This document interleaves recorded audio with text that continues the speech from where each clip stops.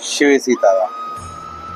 श्रीमद् भगवत गीता अध्याय 2 श्लोक क्रमांक 53। इस श्लोक से पहले श्री भगवान ने अर्जुन को यह कहा था कि जो तेरी बुद्धि है वह जब इस मोह से भली भांति तर जाएगी, उसी क्षण तुम अनामय पद को, मोक्ष को और वैराग्य को, उस वैराग्य को जो आज तक जितने भी भोग तुमने सुने हैं, देखे हैं, अनुभव किए हैं, उन भोगों को तथा जो सुनने योग्य भोग बच गए हैं, जो भी तुमने नहीं सुने हैं, उन सब के प्रति तुम्हारा वैराग्य जाग जाएगा और फिर तुम्हें अनामय पद की प्राप्ति हो जाएगी, सिद्धि की, सिद्ध अवस्था की उसी क्षण प्राप्ति हो जाएगी। इसमें कोई देरी नहीं है।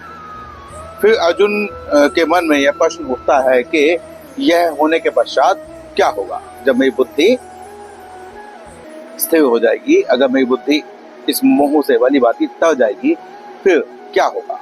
तब भगवान कहते हैं, श्रुति विप्रतिपन्ना ते यदा स्थास्यति निश्चला समाधावचला बुद्धिस्तदा योगम वाप्स्यसि।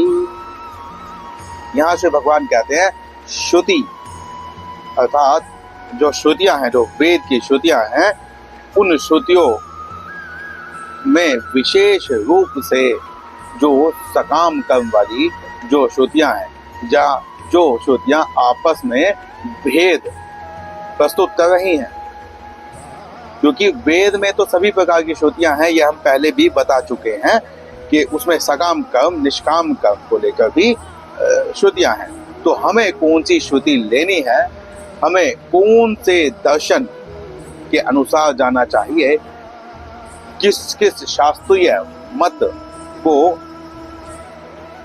हम लेकर चलें। यहाँ पर भगवान कहते हैं कि तुम्हारी जो बुद्धि है, वह बुद्धि जब शास्त्रीय मतों में और सांसारिक मतों में जब स्थिर हो जाएगी, अचल हो जाएगी, निश्चल हो जाएगी, तब ही तुम इस पद को प्राप्त कर लोगे, इस अवस्था को प्राप्त कर लोगे। फिर तुम्हारी वहां से कभी वापसी नहीं होगी। तुम उस स्थिति में पहुंच जाओगे जिसे मोक्ष की अवस्था, परम अवस्था, अमृत तत्व की प्राप्ति आदि आदि कहा जाता है। यहाँ पर मोह दो प्रकार के होते हैं। एक मोह होता है सांसारिक, उस मोह में हम यह देखते हैं कि यह मेरा पिता है, यह मेरी माता है, यह मेरा भाई है, यह मेरा संबंधी है, यह मेरा स्वजन है, यह मेरा दुश्मन है। यह इस प्रकार के जो भेदों में हम फंसे रहते हैं, माने हुए संबंधों में हम फंसे रहते हैं।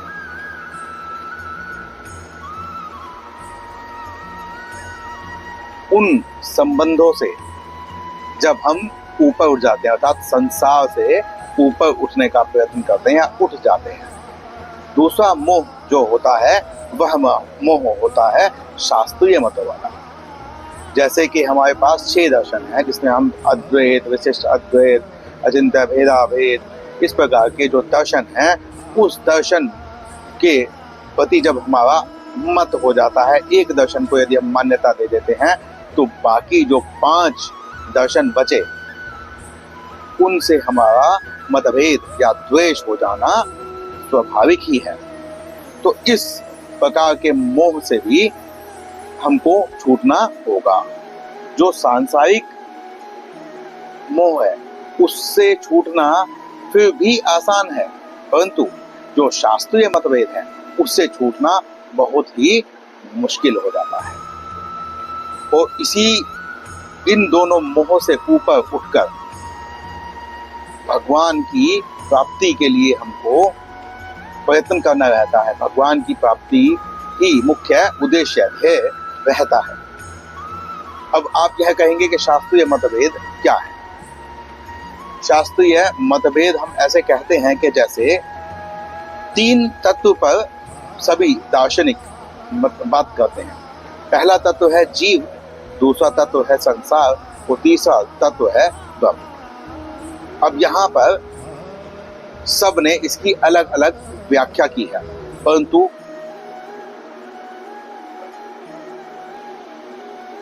अब जो शास्त्रीय मतभेद हैं वो तो जग जाए हुए हैं कि अद्वैत जो है वह कहता है कि मैं ही ब्रह्म हूँ, विशिष्ट अद्वैत कहता है कि मैं कभी ब्रह्म हो ही नहीं सकता, मैं उस ब्रह्म की शरणागति, उसका अंश हूँ। और हम जीव में और ब्रह्म, जो ब्रह्म है, जीव और ब्रह्म में जो ब्रह्म है वह विशेष है। ठीक है, तो उस प्रकार शास्त्रीय मतभेद जो है वही है, परंतु इन शास्त्रीय मतभेदों के में भी एक समानता आपको देखने को मिलेगी। वो समानता क्या है कि यह सभी दार्शनिक दर्शन जो है यह तीन तत्वों के बारे में बात करते हैं, जिसमें एक जीव है, जिसमें एक संसार है और जिसमें एक ब्रह्म है। अब जो जीव है वह सब मानते हैं कि उस जीव का स्वरूप कैसा भी हो, कोई भी हो, परंतु मैं जीव हूँ, यह सभी मानते हैं।